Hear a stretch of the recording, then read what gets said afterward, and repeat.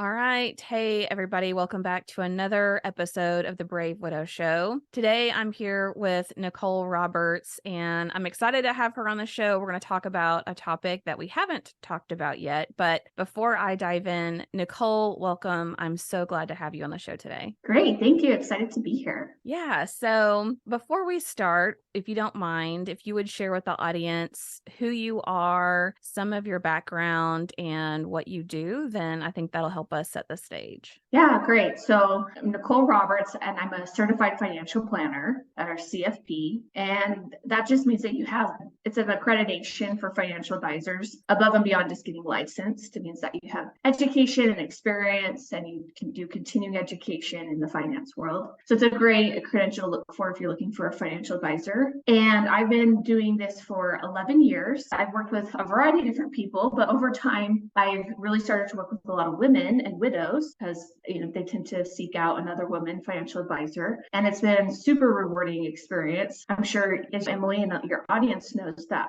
when you lose your spouse, there's a lot of secondary losses as well. Like the person that made decisions with you, maybe they were the person who handled the investments, or they were the CFO. Women tend to be the ones that handle the budget in the household, the day-to-day budget, and their men tend to be the ones that handle more of the big picture finances. That's not always true, but that typically the studies show. And so then you lose your CFO of the family and you have to take on that role. And so I just feel really privileged that a lot of women have trusted me to then be their financial partner and help them make those decisions. You can't really replace that because nobody's as invested in your life as you are. But having a financial advisor or an accountant or a financial coach is somebody kind of help you with that loss of that person that helped you with those financial decisions. Yes, I think that's great. And we've talked about financial planning some off and on the show. And the reason why we feel like it's still an important topic is because as a widow, especially those first year, 2 years, whatever, you're second guessing a lot of decisions. You're stressed about having enough money. Are you making the right decisions with money? Should you pay off the house? Should you not pay off the house? There's so many options out there, blended with the insecurity of not having kind of that thinking partner and that person that helps you make those decisions. So I know for me personally, my first thought was always stack up as much as cash as possible in my savings account because I don't know what's going to happen, and I want to make sure I have plenty of liquidity there. Right or wrong, that was my initial thought and reaction in becoming widowed. So I know it's something that's definitely top of mind for people. Also, losing your spouse can be a big income disruptor. Maybe your spouse was the sole breadwinner, maybe they were the main breadwinner, and so now you have to make all these decisions about, well, can I still afford to live in this house? Can I still afford to have the same lifestyle? Trying to think not only short term, but also long term. So having that financial planner, that financial coach, that person that can be in your corner and help you talk through those things will really help alleviate a lot of the stress and anxiety that comes with making some of those financial decisions. Agreed. And there's so many decisions that have to be made, unfortunately, right when you're in the middle of grief and the brain fog, and it's in a hard time. So I also host a podcast with my co-host Summer, and we share different stories from widows to highlight different financial principles, because I think that widows not only need the education sometimes, and sometimes you already are educated financially, but so much about money is like behavioral and emotional. And so we should try and share a lot of stories on our podcast from other widows of things that they learned to help inspire and give confidence to other women as they're going through their own journeys, that there's light at the end of the tunnel and you can do this. And there's such a variety of situations. Some people come out of losing a spouse pretty devastated financially, and some there was life insurance or other assets to really help them. Everybody has a different experience. And so on our podcast, we share different stories from widows, and then occasionally we also share little things that we've learned from working with widows as well to help educate on the financial side of things. Yeah, that's awesome. Yeah, because I do hear a lot of questions around things like, oh, why do I spend money when I'm sad? And a lot of times culturally we'll say, oh, that's just your retail therapy. You deserve it. Just go spend whatever you want. But to your point, a lot of handling money is more behavioral than necessarily the amount of dollars. And sometimes we don't realize, oh, well, my Amazon cart is full because I was feeling down that day. Or what are ways that I can can address grief and healing and still feel like I have a good financial plan and my money's just not going every way except my wallet. So one of the Yeah, exactly. things, yeah, one of the things I thought was interesting for the topic idea that we will talk through today is the widow who is the business owner, or maybe even was married to someone who owned a business. And one of the things that I've noticed or that I hear frequently from widows is even if they're not part of owning a business in their own career, they may actually change jobs, or they may change roles, or they may feel, especially in those first couple of years, a little apathetic towards what it was they were doing. But when you're the actual business owner or married to a business owner, there's a lot more complexities than just deciding, well, do I want to stay in this role or not? How does that impact my income and things that I need to structure? So what's been your experience with that in what you've seen, Nicole? Yeah, so we work with a lot of business owners. Our firm's Rockhouse Financial, and we specialize in small business owners. And then I kind of specialize in helping women who lose their spouse who own a business. And how do you like unwind that or take care of the business after the business owner is gone? So let me share a story. And this is based on a client, and a lot of the details have been changed for their privacy, but it'll really highlight a lot of things that business owners should be aware of, either as you own a business or as you're taking care of a business after someone passes away. So our client, Wendy, she lost her husband in a car accident. It was very sudden, totally unexpected, as car accident deaths usually are. And they had 3 children. Their ages were 12, 15, and 17. And he owned a GAC business, been doing it for 15 years. And so they've really built like a strong business, and the income was going really well. And then they also were really into real estate. So they owned the building that their business was in. They also had some rentals, a duplex and a house. And Wendy worked as well. She was an administrative assistant to an executive. And so her main roles were to take care of the kids. She focused a lot. Her job brought in a lot of the benefits, like the health insurance for the family. And so she was very busy with her job, juggling what this executive needed, also taking her kids to their activities. And so she wasn't very involved in the business at all. Her husband, very capable, built this great business, ran it. And he also ran all of their rental properties. He was very handy, would go and get things fixed when things broke. So they kind of had very big separation of roles, which is common in marriages, and it's how it should be, so that you can divide and conquer. But because of their separation of roles, she had no idea anything on the business. She was not involved at all. And when he died, there were significant debts on both the business and the rentals.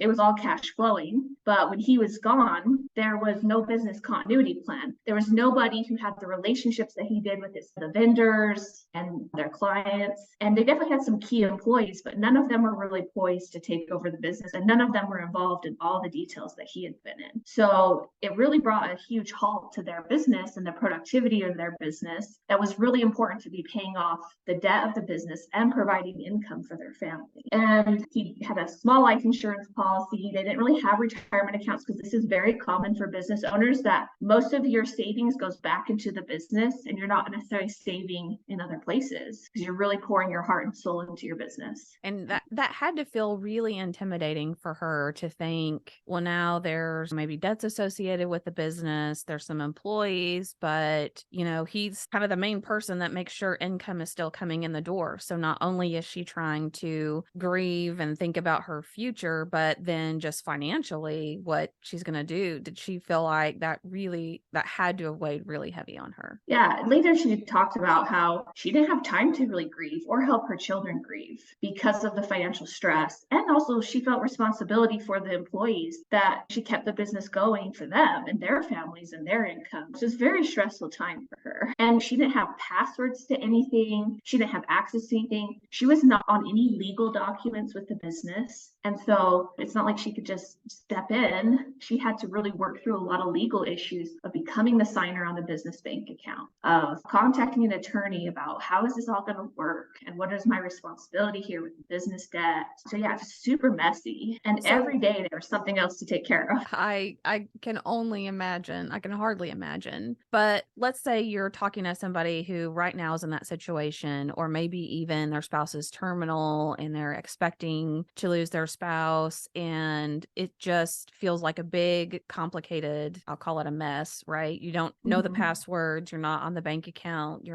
maybe there's a will and a trust, maybe there's not. Where would you tell people helpful to even start with just kind of untangling or trying to better understand where to start in getting involved in that? Assemble your team. Like your team is like, that's going to help you the most. So for her, getting in touch with the accountant who ran the bookkeeping, who knew a little bit about payroll, was super helpful in getting started. An attorney that had worked with her husband in the past and setting some things up. She contacted us because we worked with business owners and we've been referred by her accountant. And then the key employees, the higher up employees who knew more about the business. And so she just, kind of assembled her team of, okay, here's everybody who knows everything. And we all got in a room together and started hammering out some of the details and made a list of this is what you need to do. So that's the most important thing, whether you're wherever you're at, even if you are a business owner, you're not terminal, your spouse owns a business, and you have no plans anybody's going to die. This is an important part of owning a business, is having a good team that can help you run your business, an accountant, an attorney. So if anything should happen, you have people there to continue to run the business. And creating a business continuity plan, like putting somebody else as a signer on the business, making sure your business is assigned to your trust, or that your business would go to your spouse, or maybe you have it set up so that if you died, one of your employees would buy out the business and buy out your spouse. So like we, at my firm, we are all partners in the firm, and we have buy-sell agreements, and we have plans that if one of the other advisors died, we could buy out their spouse. And because, you do have a lot of your value, your financial value wrapped up in your business, usually if you're a business owner too. And so it's one way to make sure your spouse is taken care of, is having a business continuity plan before anything happens. Yeah, I agree. And I love the idea. I think about the Avengers, like everyone assemble. Yeah. And I love the fact that you all gathered together to just surround this person who was feeling at a loss of really where to start, what all she needed to do. And I'm sure that had to be very reassuring and helpful to think that she's not really in this alone, that she has people, that her lawyer, you as her financial planner, people that are working together, so that she doesn't have to be kind of that mediator constantly running back and forth to say, well, the attorney said this. Okay, my financial coach said this. Okay, this estate planner said this. I love that idea of everyone just coming together to at least have that initial conversation and align on how you were going to be helping that person as a client. I think that was really great. Yeah, and it makes my job so much easier, even as a financial advisor, if you have a good accountant and a good attorney, that we can all work as a team to create the best long-term picture for somebody. And as a financial advisor, we tend to be like the quarterback of the whole process. And so I think that's a good place to start. Oftentimes is to contact a financial advisor, because the attorney only handles the legal piece, the accountant usually only handles the tax piece, and then the financial advisor typically handles the overall big picture, creating the financial plan and putting all the pieces into a long-term plan that would work for you. Because so for example, Wendy, there's a lot of questions of, well, did she want to continue running the business? It was very profitable business, and but she didn't have any passion around it, and she didn't really have a lot of knowledge. But she was a good project manager with her current job. And so the big question was, will I quit my current job and then become the business owner here? And that's always a big question. And I think it's a hard one, right? And oftentimes I think it is important just to follow what you feel passionate about. And that decision doesn't always have to be made right away. But I'll give you an example of another client who, her husband passed away, and she did decide to step into the role. And he had two business partners, and she had no knowledge around the business and no passion around it. And she could have sold the business right then to the two partners and made quite a bit of money. But she decided that was her legacy. It was important to her. The business was profitable. She wanted to keep going. But because of her lack of knowledge, the business value actually went down. So then when she did decide to sell out her part of the business, she actually got a lot less after 4 or 5 years of realizing this is not what I want to do and this is not what I'm good at. So I think it's important to decide if you do want to continue the business, if that's really in your wheelhouse to do. And that could be quite daunting to take on a new job right after you lose a spouse, a new role. Yeah, that would really be a tough decision to say. HVAC, I just remembered, in case people don't know, is like air conditioning units, heating units, that sort of thing. Is that something that I could learn to enjoy enjoy and care about, because I care about what it does for families. Like I care about somebody not having to have a get together on 4th of July because they didn't have air conditioning that was working, or I care about having the ability to provide for employees and their families and having that sustainable income. Is that something that I could learn to embrace and enjoy and be passionate about? Or is this something that's just going to be another one of those like dark clouds looming over me that causes a lot of stress and anxiety because I don't really care about it? I don't know what to do. I mean, I think about, I had enough stress just learning how to use the 0-turn lawnmower. Okay. Like when the thing wouldn't keep running and broke down after the 5th time, that in itself was very overwhelming in those first couple of months. I can't really wrap my mind around having to jump in and take over a business that you really don't know anything or much about. But that's not to say that it's not possible and that people haven't done that or couldn't do it. But I think to your point, it's just, is it something that you truly care about and that you could see you're invested in? And maybe it's something you try for a small period of time. And if you feel like this really is not what I wanted it to be, at that point, you can make another decision. Yeah, for sure. And I think that's the key, is to find a team that can help you. So for Wendy, the other thing is it can be sometimes an emotional decision to let go of a business. This was a business her husband's father had started, him, and then the plan was that their son would take it over, but he was only 12 at the time. So that was the other big part of it. Sometimes it can be emotional when somebody has really poured their life into a business to let it go. And then there was also the rentals. She didn't really want to be a landlord. That had always been her husband's decision, not hers. And she didn't want to take that over at all. But they cash flowed really well. And so as we helped her make different decisions and showed her, here are the numbers of it all, that helped her sometimes with the other decisions. So for example, the cash flow, the rental, she was immediately like, no, we're selling. But when we showed her the taxes that would happen from selling those rentals, we showed her the rate of return she was getting on the rentals. She had really low interest on the mortgages of them. They could cash flow their own mortgage plus bring her in a little income. We helped her decide that she could hire a property manager to take care of most of the issues there. So she had to be very little involved, and it was still a wise financial decision for her. So she kept those, and she even kept the building that the business was in, but she ended up selling the business actually to one of the employees of the business. And because like you said, it was just too much weight on her to try and keep that business running. And that also allowed her to pay down a lot of debts associated with the business, and then to have a chunk of money available to her. We showed her, this is how much money you need to be able to make from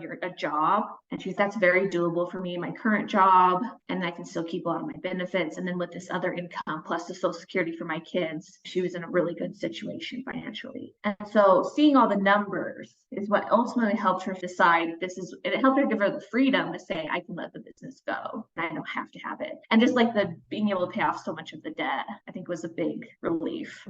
Yeah. Because I imagine that was probably hard to think about. It was his business, his legacy, as you said in the other example, something that he was very probably known in the community for. So that had to be hard to think about letting that go, giving it to someone else. Are they going to treat it the same way and keep up the same type of reputation? But having the ability to see the numbers and to make a decision that wasn't purely emotional, it sounds like was really ultimately to her benefit. Yeah, exactly. And I think this just again goes back to, as a business owner, you wear so many hats of what you do. And one of the things that falls to the sidelines a lot for business owners is the finance and the organization of the business. And I'm actually, because we work with a lot of business owners, we see this all the time. It's like pulling teeth sometimes to get business owners to start a retirement account or a 401k for their employees, or to get the life insurance. But it's so key to protecting what you've built, because you can build some great business, but it can all fall apart at your death, or maybe it's not even dying. We've also seen business owners who got cancer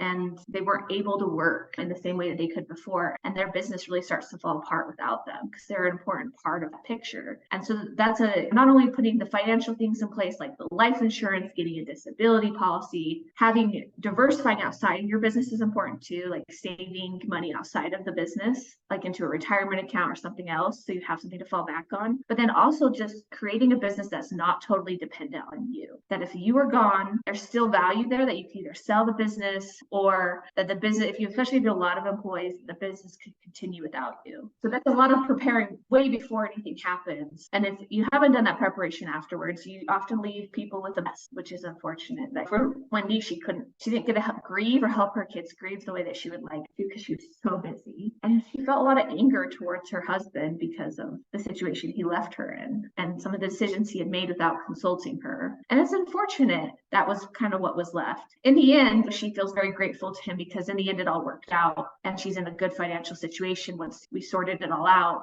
And he really did leave a legacy in sorts, not necessarily of the business, but in setting them up and financially, that there were a lot of assets to sell and the business had a lot of value that she could sell it. Yeah. Yeah. I think that's really good advice to even maybe we have some widows that have their own business or their partners in a business and they're thinking about maybe not if they were to come into that situation, but what are they leaving behind for someone else to try to comb through? I know one of the things that I like about Dave Ramsey is he talks about sitting down with his family once a year and telling them, like, here is the plan. If I were to die tomorrow, here's how the businesses would transition. Here's what I have. Here's how it works. And so that way the family group can stay aligned on what is the plan if someone were to pass away. And so many times, to your point, we don't sit down and talk about it. So then people make decisions that we don't really know about, or we haven't expressed what we really want to happen. And so now instead of being able to grieve and be sad, we're trying to make all these decisions and also try to figure out how quickly do we have to decide? Can that business continue 2 to 3 months just as it is on its own? Or do we need to step in and start making some decisions as soon as possible? Because if not, we're going to run out of funding to keep the business going. Yeah. And it's always hard because there's so much you can do in preparation. And I know your audience is more of, oh, this is after the fact. Then what do I do? And like I said, I think finding the right team is the best thing you can do because every business is structured differently and every person's finances are differently. So finding somebody who can help create a customized plan for you and help you walk through all the different things you have to navigate. Because then there's still so many things to navigate well after she sold the business. So I think you mentioned this at the beginning about wanting to hoard cash. I see that a lot actually with women and widows, that women tend to be less confident in investing. That's what the studies have shown, that they're less confident in actually putting their money to work and investing in different things. They tend to want to keep it close, be able to keep it secure. Men tend to just jump into investing whether they have the education or not, whereas women want the education first, or often women need a tap on the shoulder to nudge them forward. It's just different personality. And of course, that's a generalization. But when women do invest, they tend to make smarter financial decisions. They tend to be more moderate and take less risk, which can be good and bad depending on their situation. And so sometimes I think having a financial advisor or financial coach to help you take that step out into the water is really important. So for Wendy, she wanted to keep so much cash. And this was all recently when cash doesn't hardly pay any interest a few years ago. And then all of a sudden after COVID, we had really high inflation. And so anything you kept in cash was actually losing value. Your cash was slowly losing its buying power because of inflation. And now we actually have much higher interest rates. We're moving out of that low interest rate environment to much higher interest rates. And so showing her all the different options she had to create a structure of, you can still have your safe money, but let's put some of it to work in investing so that you can keep up with inflation, so that you can be able to retire later on. Because often most people cannot save enough for retirement. They have to invest to be able to save enough for retirement and to keep up with inflation. And and then also there's a lot of investing accounts that can give you a lot of tax advantages, like a Roth IRA or a health savings account. And so we help show her, if you put it into these other accounts, it gives you these tax benefits as well. And just creating like a long-term plan, and one that she felt comfortable with, so she still felt like she had her security, her safety, plenty of cash on hand, but was still also saving for her future. Yeah, I think that's great. I know anytime I would see in the past few months, we've had some banks that were failing and we've had some big concerns there. That also causes you to think about how much cash that you're keeping in a checking or savings account, because even though banks may be insured, who knows if you're going to see that, how long it's going to take before you see that. So just another thing to think about. Well, Nicole, how should people reach out to you? Where can they find you if they want to work with you or learn more, or if they have questions? what's really the best way to get in touch with you? Yeah, well, check out our podcast. It's called He's Gone, But the Money's Not. And you can hear us share different tips on different financial things, and then as well as hear other widow stories like Wendy's. We have several other business owners or women who took over people's businesses, like their spouse's business, or had their own businesses or built their own careers after their spouse. So pretty awesome stories. So you can come listen to our podcast. And then also you can check out our website, rockhousefinancial.com. And we do free consultation for anybody. So you want to just get some ideas or see what we can help them with. Our firm, we really try to structure it so that we can work with anybody. We don't have minimums. But if we can't help you, we definitely have a lot of resources and places to direct you to. I think you've interviewed a financial coach on your podcast before. Often financial coaches are best for people who are trying to really work through their debt. And then once you have worked through your debt, come to us to invest and start to grow your wealth. And then also Wings for Widows is a great nonprofit that helps women who can't necessarily afford a financial advisor or a financial coach to help them get on their financial journey. So in that consultation, we can make sure either we're the right fit or we can direct you to resources if you needed help. Awesome. Well, thank you so much for coming on the show today. And for anyone listening, we'll make sure all of the links are included in the show notes so that you can find Nicole and her team and see if she's a good fit for you. Well, Nicole, thank you so much for joining me on the show today. I really appreciate your thoughts and your insight. And I think this was just a unique topic to tackle. So I'm glad we got to share that. Yeah, thanks for having us on.